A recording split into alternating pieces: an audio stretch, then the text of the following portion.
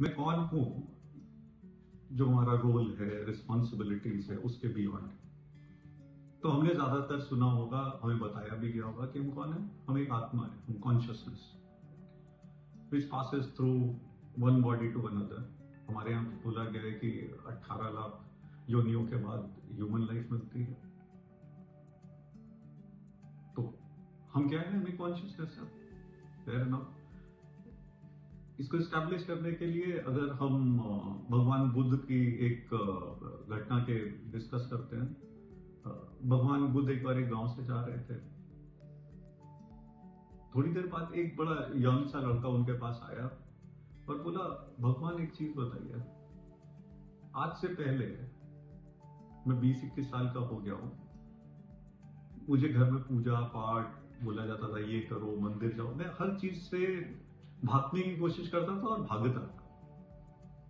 लेकिन आज पहली बार जब आपको दूर से देखा तो मन में एक बड़ा दूसरा भाव आया कि मैं जानूं, जो चीजें बोली जा रही है उसको फॉलो करूं। तो ऐसा क्यों है? भगवान बुद्ध ने बोला, बैठे।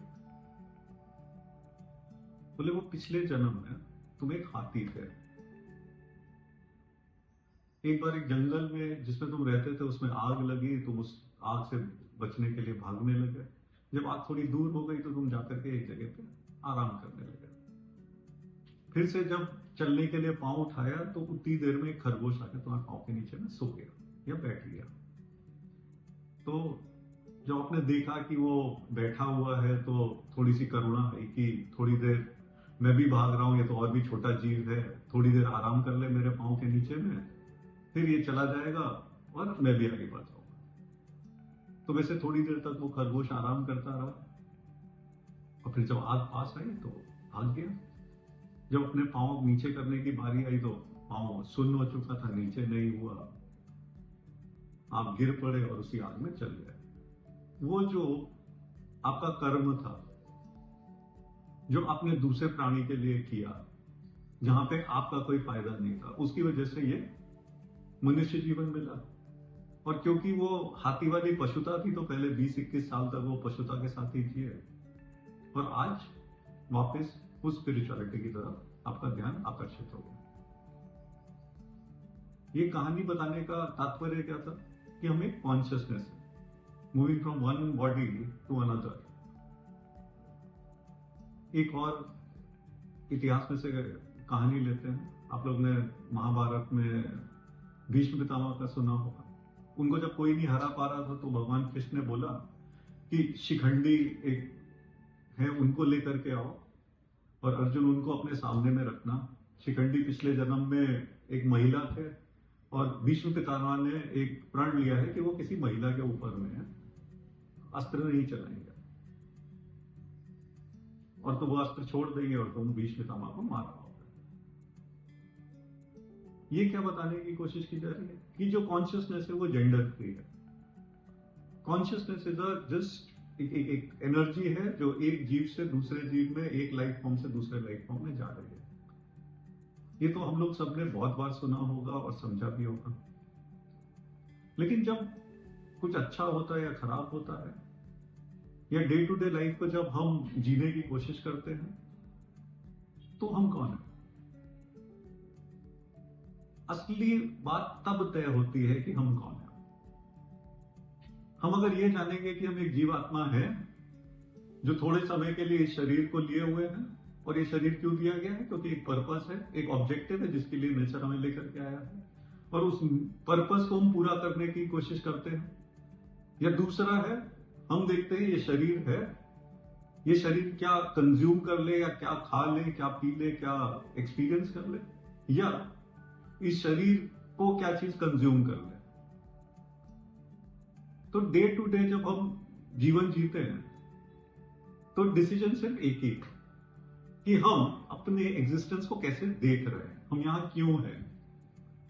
अगर हम ये देखते हैं कि हम एक जीवात्मा है, ये शरीर थोड़े दिन के लिए है, फिर किसी और शरीर में चले जाएंगे, एम्पैथी आएगा, हम बाकी सबके साथ में जुड़ाव के साथ करेंगे, हम बहुत सारी चीजें जीवन को ऐसे जिएंगे जैसे एक हम जब किसी ट्रेन में या प्लेन में सफर करते हैं कि थोड़ी देर का सफर है, अगर अच्छा है तो पूरा जी लो, अगर खराब है तो ठीक है, कौन सा ज्यादा दिन चलना है।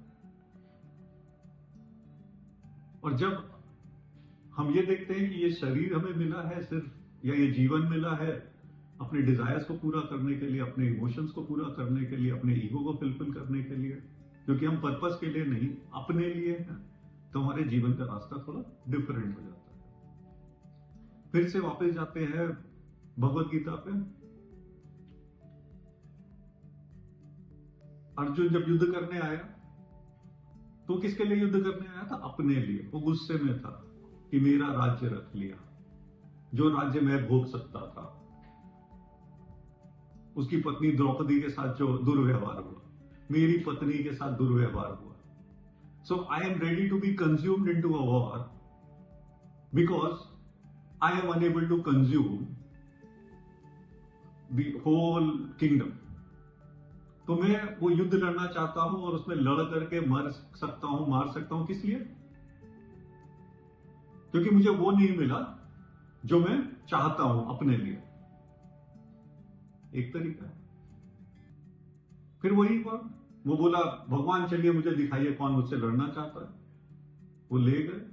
जब उसने अपने दादाजी, गुरुजी और बाकी सबको देखा तो फिर से एक इमोशन आया, जहां पे उसे ग्लानि हुई कि मैं ये क्या कर रहा हूं, अपने लिए कर रहा हूं। फिर उसने अपने हथियार तोड़ दिया। ज्यादातर लोगों के साथ जब जीवन चलता है तो वो महाभारत की तरह है। हम एक तरीके से एक चीज को देख रहे होते हैं, एक परिस्थिति को देख रहे होते हैं, उसमें या तो हमें गुस्सा आ रहा होता है, या मजा आ रहा होता है, या कोई और एक इमोशन होता है। जैसे ही हमारा नजरिया थोड़ा सा चेंज होता है, हमारा इमोशन चेंज हो जाता है। तो आज हम किसी से बहुत प्यार करते हैं, कल हम उसी बंदे से नफरत करने लगते हैं। आज कोई चीज हमें बहुत एक्साइट करती है, कल वही चीज हमें हमारा डिसइंटरेस्ट चला जाता है। क्योंकि हम किस चीज से यहाँ पे सारे निर्णय ले रहे हैं कि ये जो जीवन मिला है, ये जीवन मेरे लिए है, मैं इसको क्या एक्सपीरियंस कर सकता हूं, क्या चीज कर सकता हूं, और उसके लिए मैं इस जीवन को पूरा कंज्यूम्ड होने के लिए छोड़ सकता हूं। जब हथियार छोड़ दिए तो भगवान ने भगवत गीता में यही बताने की कोशिश की कि we should be driven by a purpose. हम क्यों हैं यहां पे?